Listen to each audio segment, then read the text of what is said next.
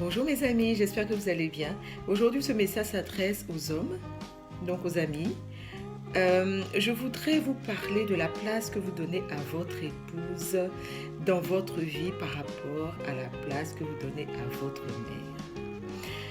La plupart du temps, surtout pour les hommes qui sont très proches de leur maman, ils ont du mal à donner la place d'épouse à leur femme, ce qui est parfois très compliqué et c'est parfois dur pour votre épouse à supporter. C'est vous qui êtes maître de cette situation. Ça veut dire qu'il faudrait donner la place à votre mère et la place à votre épouse. Il faut arriver à conjuguer les deux, de telle sorte que ces deux femmes, les deux femmes de votre vie, puissent avoir des relations cordiales. C'est très bien d'être proche de sa maman, c'est super même d'ailleurs, on n'en a pas deux. Mais vous avez aussi décidé de vous attacher à une femme et d'en faire avec elle une chair, de finir votre vie avec elle. Alors c'est à vous d'expliquer à votre mère, à votre maman, à votre chère maman, qu'il y a une nouvelle femme qui vient d'arriver dans votre vie et que votre devoir est aussi d'être aux côtés de cette femme-là que vous avez quelque part sortie aussi de sa famille. Parce que cette femme-là est aussi un père et elle a aussi une mère. Bon, en général. Du coup, quand elle vient s'attacher à vous, elle vient créer à elle et à vous cette nouvelle famille qui lui permettrait de s'épanouir en tant que femme, en tant que mère, en tant qu'épouse. Mais lorsque vous faites comprendre à cette dernière que c'est votre mère qui a le droit de tout décider, de tout faire, ça devient problématique. Parce que du coup, elle n'a plus sa place au sein de ce foyer-là.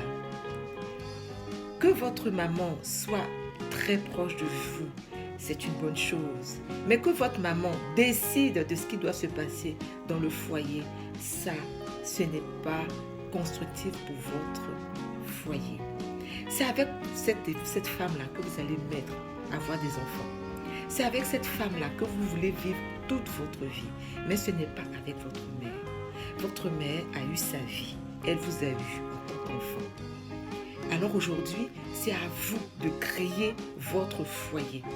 Sans toutefois fustiger votre maman, il faut lui faire comprendre la place qu'elle a. C'est sa sagesse dont vous devez profiter. C'est de sa présence en tant que grand-mère que vous devez profiter. Mais elle ne doit pas prendre le rôle de votre épouse. Ce n'est pas à votre maman de vous donner les conseils qu'il faut dans votre foyer. Non. Ça veut dire, quand je dis des conseils, que vous vouliez avoir des conseils par rapport à comment être un bon époux, oui. Mais ce n'est pas à votre maman de gérer votre foyer, ce qui doit se passer en interne. Non, c'est pas à votre maman de faire ça. C'est à votre épouse. C'est pas à votre maman de décider de ce que vous allez manger. C'est pas à votre maman de décider de comment est-ce que vous allez gérer votre argent. Parce qu'on voit des cas comme ça, où c'est la maman qui décide de tout. Et quand c'est comme ça, quelquefois, ça aboutit malheureusement à un divorce. On a déjà tous connu autour de nous une maman qui s'est tellement ingérée dans le foyer de son fils que la belle-fille n'a pas supporté et elle est partie. Vous comprenez? Donc c'est à vous de savoir comment gérer ces situations-là sans fustiger votre maman, sans fustiger votre épouse. Il faut donner la place à chacune dans votre vie. C'est ce qui aboutira à un épanouissement personnel, donc votre épanouissement, l'épanouissement de votre épouse, l'épanouissement de votre mère, l'épanouissement de vos enfants. C'est très important. Votre femme, c'est avec elle que vous faites une chair. Vous êtes né déjà de votre maman. Le cordon ombilical a été coupé. Vous avez grandi. Elle a joué sa partition dans votre vie. Elle continuera de jouer sa partition, mais pas la même partition qu'elle jouait quand vous n'avez pas d'épouse. J'espère que ce message vous aidera quand même à comprendre ce qu'il y a lieu de faire si vous êtes dans une situation où vous avez votre maman qui est peut-être un peu trop envahissante. Et à la belle fille, je donne quand même un petit conseil. Essaie de ne pas prendre ta belle-mère en rivale.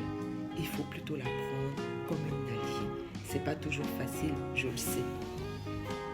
Mais dès que tu la prendras comme rivale, ton mari sera aussi braqué.